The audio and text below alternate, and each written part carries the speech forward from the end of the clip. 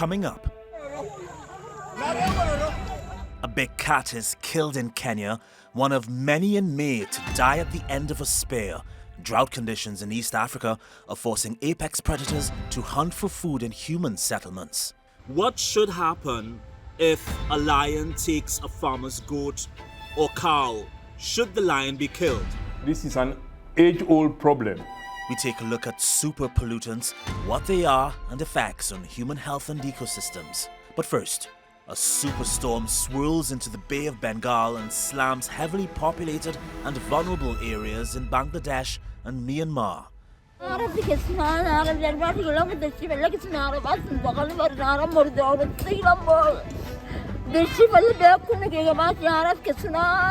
This is Just 2 Degrees on TRT World.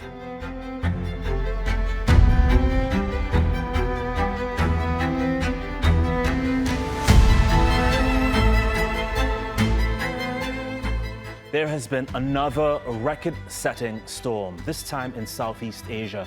Dozens of people were unable to escape Cyclone Mocha's brutal winds and devastating downpours. It's no surprise to hear this was the strongest cyclone to hit the Bay of Bengal in more than 15 years. Satellite images showed the sheer size of Cyclone Mocha as the massive storm touched down in Bangladesh and Myanmar. On the ground, a scary picture. Roofs ripped off buildings, some homes barely able to hold on to theirs.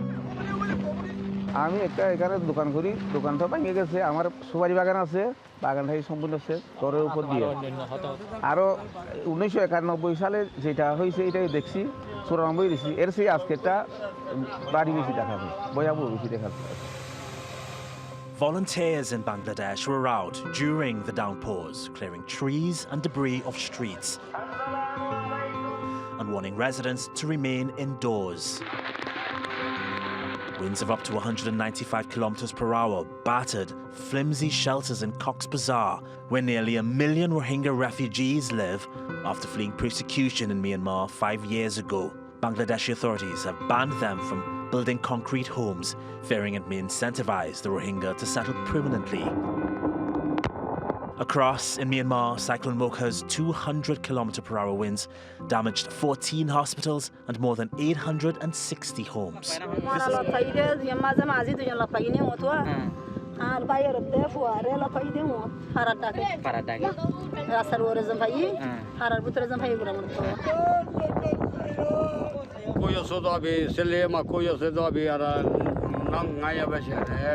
This is by no means the worst storm to hit the region.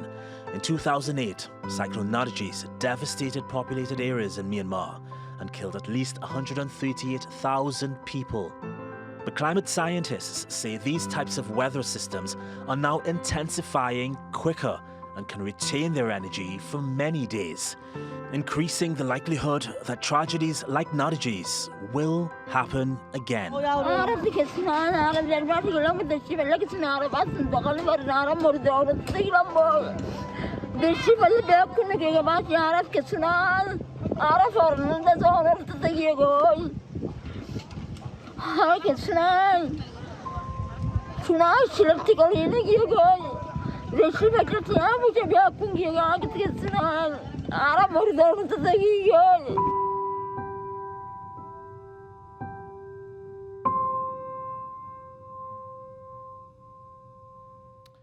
Well, there is a rush to get aid to the affected regions, but how much and when are critical questions. Let's discuss the situation with Cho Win. He's founder and executive director of the Burma Human Rights Network. Hi there, Cho. It's good seeing you. I just have to point out firstly that at the time that we're filming this, it's days after the cyclone hit. So why was this storm able to do so much damage? Thanks for having me today. As you see that the people who are living in a very weak and makeshift shelters, and it is, it's very easy to understand to how much the scale of the, damage it caused here today, and after this Cyclone Mocha. even the big buildings, those who are in the big buildings has even lost their whole roofs and they damage a lot. So you know how could these small weak slums could survive? We just heard a lady in the reporting there talking about having no food for days. What kind of support systems are there for people like her and others? If so, well, are there any support systems? In the refugee camps in Bangladesh side, there is something, some international community support them, but it is now significantly cut down. People are now struggling very badly to meet their end, to meet their ends. So now, I mean, you can say that they are still surviving, they are still not starving, but they are at very low point. On the other side, in Burma, there is no support. People are getting small amount of support from some international aids, but it is also reduced. And after this civil war, it is also, you know, some areas are now unable to visit, unable to travel. So there are many challenges. Even the aid agencies are also facing a lot of challenges. Yes, But the point is now there are some UN agencies have MOU with the military, so they are tied up with the military policy, so they cannot go against the policy. So that's what we have been warning long time, not to sign with anything with the MOU with the military. So they have the limited by themselves. Yeah, at the time of this filming, we understand relief organizations were waiting clearance from Myanmar's military rulers to access areas in Rakhine State, for example. What kind of state is Rakhine State in? How vulnerable is this area in the first place?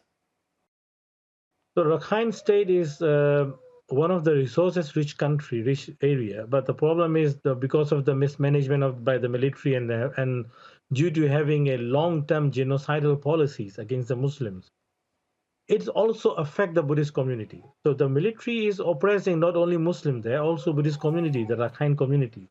So you may heard about the AA fighting, Arakan Army is fighting against the military, and they have achieved so much to liberate some significant areas.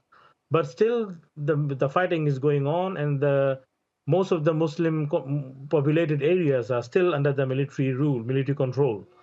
So we Muslims are in really vulnerable. Of course, this just exacerbates the situation. These areas that are so vulnerable to mega climate events. But Appreciate the conversation there, Cho.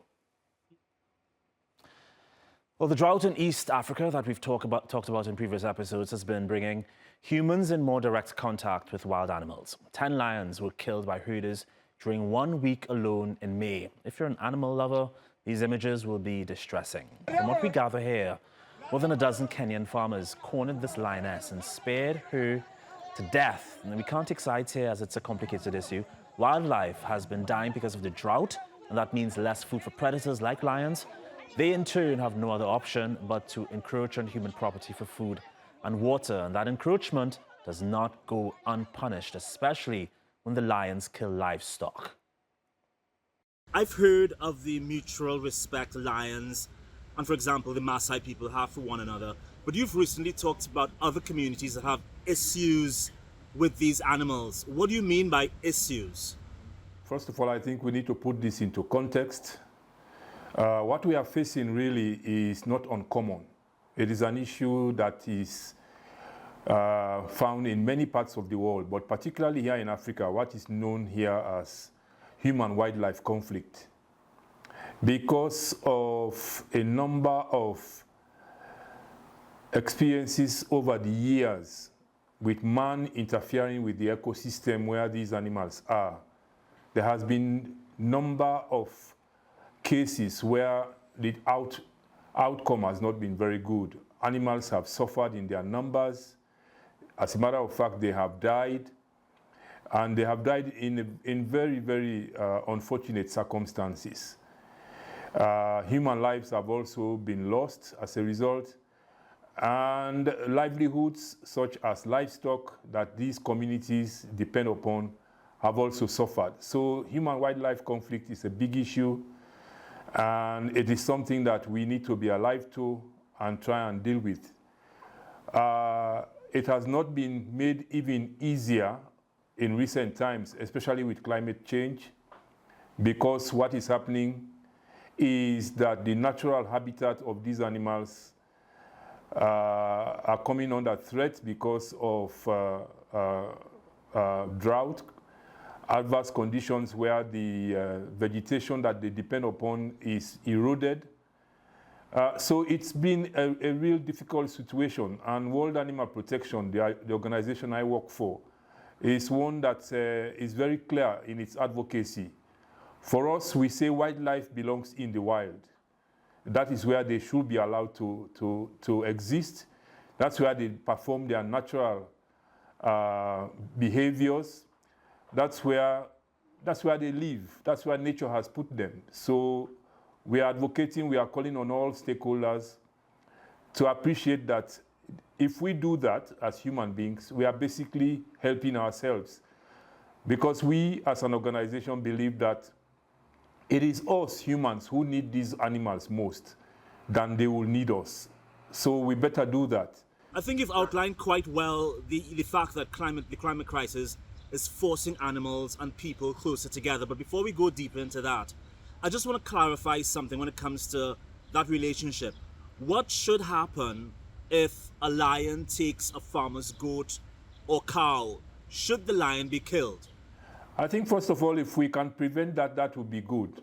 But if that happens, as it was in the case here in a few days, when 9 to 10 lions actually ended up in Homestead, and they killed livestock and a dog, and this was because, you know, they were in search of food.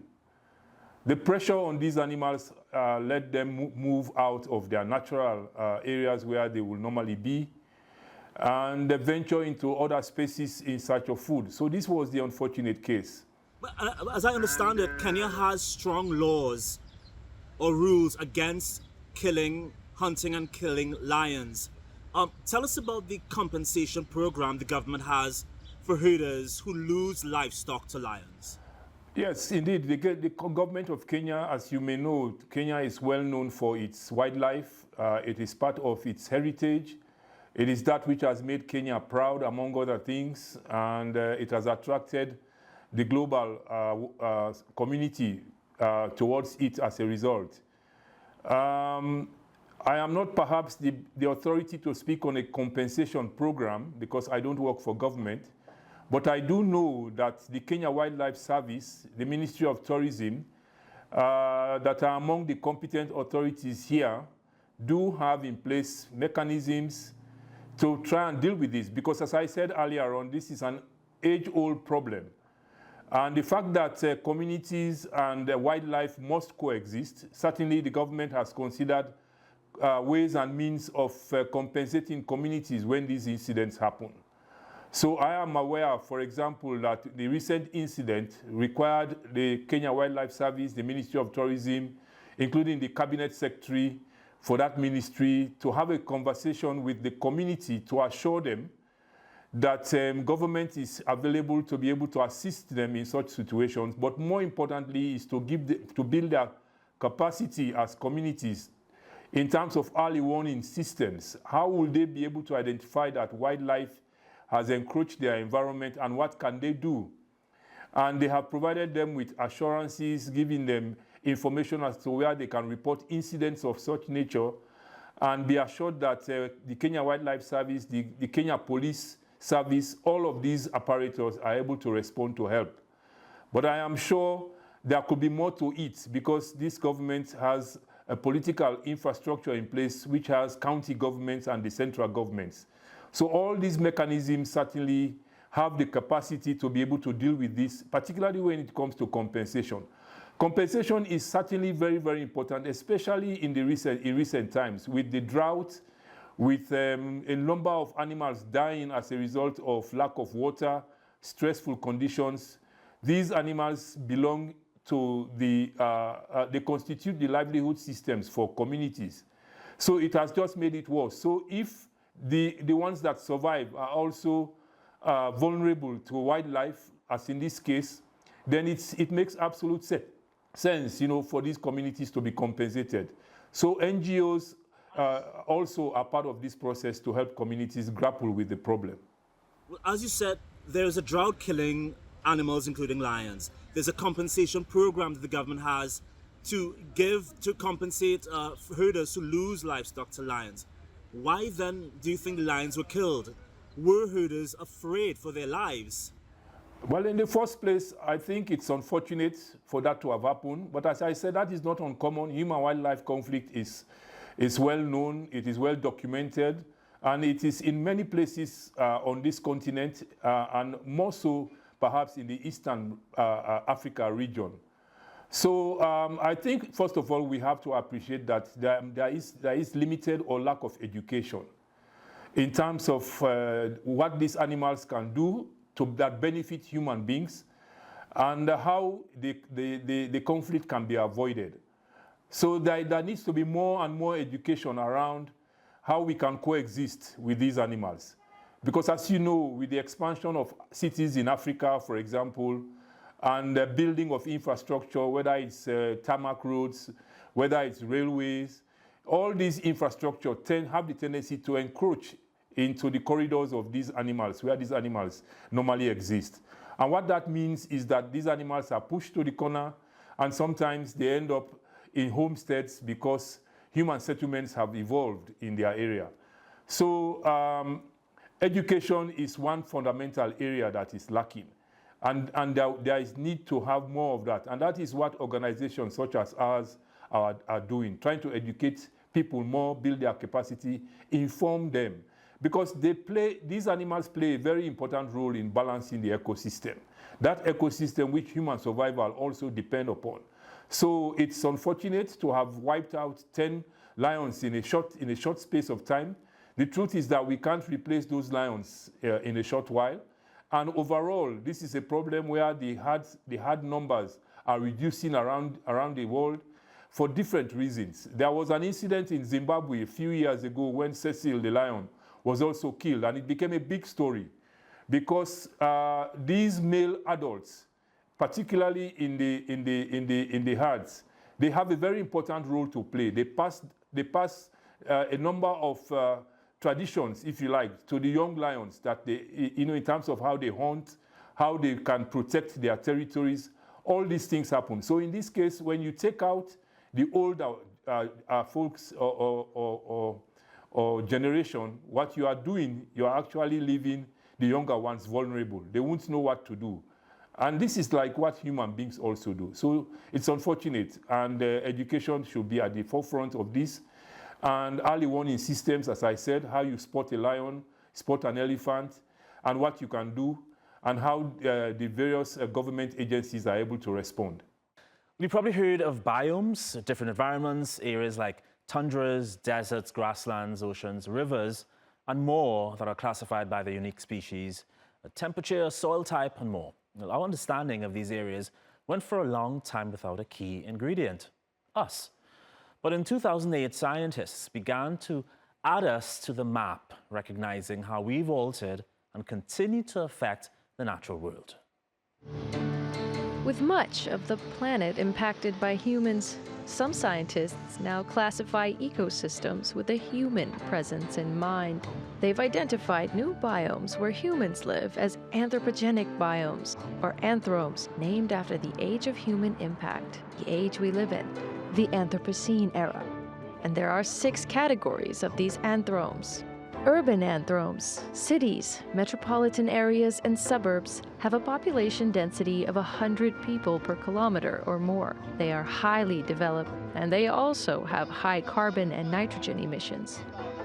The world's urban anthromes, also called dense settlements, include around 2.6 billion humans, according to population experts. Another 2.6 billion people live in villages, where rural populations survive on growing food locally and agriculture.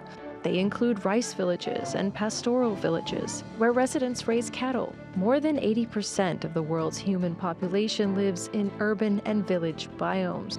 Cropland is known for its low human population density and large crops that are meant for populations that aren't local. They're home to nearly 1 billion people.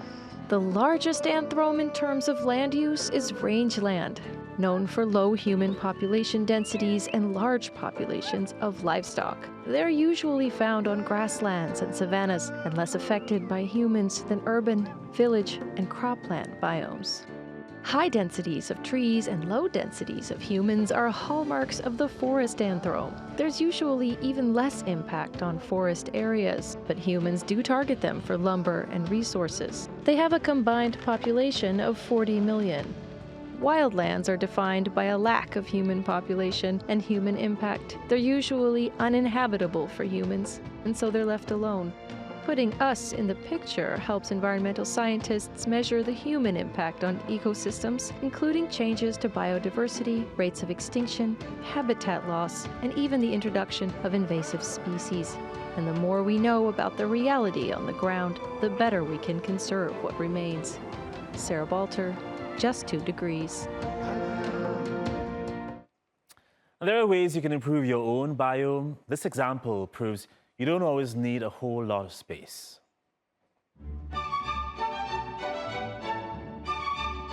Today we're talking about ways to eco-friendly garden as well as not bust your budget. So a few things you want to do is lean into native plants or climate appropriate plants. This is important because they're going to use less resources, and resources cost money. So if you pick plants that are already adapted to the environment that you live in, they're going to need less water and less fertilizer. So that's going to help you out right off the bat. Another thing you want to do is consider gathering rain barrels and collecting rainwater. This is a great way. Your plants love fresh rainwater, and now you don't need to pay for that water. It came free from the rain. Getting pollinating plants like these over here are a great way to create a healthy garden and help out the ecosystem. And you can also get creative with the different containers that you have. Like this log here was a fallen tree. We drilled it out and created a planter. They cost basically nothing, and they add a lot of elements to the yard. So that's a great way to invest in your yard by spending time and not so much money. A lot of people are noticing that grocery bills are going through the roof, so people are taking to their backyards and front yards to start growing their own food. And there's a few different ways you can do this. If you live in an apartment or have a small house and a patio, you might start with container gardening. And it's as simple as gathering containers and placing them in a full sun area. That's 6 to 8 hours. You can put tomatoes, you can put herbs. You want to make sure that you hand water these. Another thing you can do is build a planter box. I actually built a very large one out of logs using a chainsaw and put it in the ground, and it was a great way to expand my garden. We actually made it a salsa garden where we put tomatoes and onions and cilantro all in one area, which is a fun and exciting way to garden.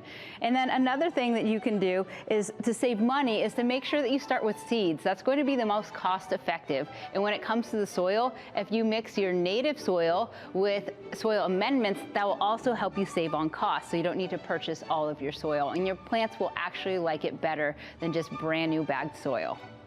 When it comes to maintaining your garden, this is another way that you can invest and save in landscaping. If you invest in a tool that is battery powered, like this AK system from Steel, this is the one that I personally use.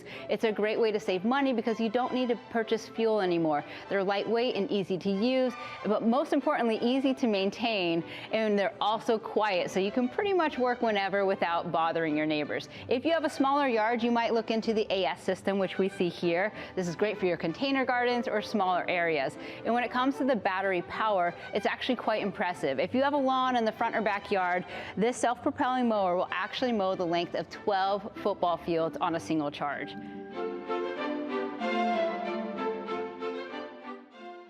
So from things that improve the environment to things that have the opposite effect. Super pollutants have a relatively short life in the atmosphere compared to carbon dioxide, but are far more powerful and cause damage rapidly. These chemicals are responsible for around 45% of current global warming. Certain types of super pollutants also have harmful effects on human health, ecosystems, and agricultural productivity. Here are some examples. Well, methane comes from the production and transport of coal, natural gas, and oil. Livestock emissions, rice cultivation, and food waste are other sources. The United Nations says cutting these gas emissions could be the only clear path to slow global warming in the next 20 years. Black carbon is the black material released from gas and diesel engines, coal-fired power plants, and other sources that burn fossil fuels When black carbon falls on snow and ice, it accelerates the melting of these reflective surfaces as it absorbs heat from the sun. It thus contributes significantly to global warming in the Arctic.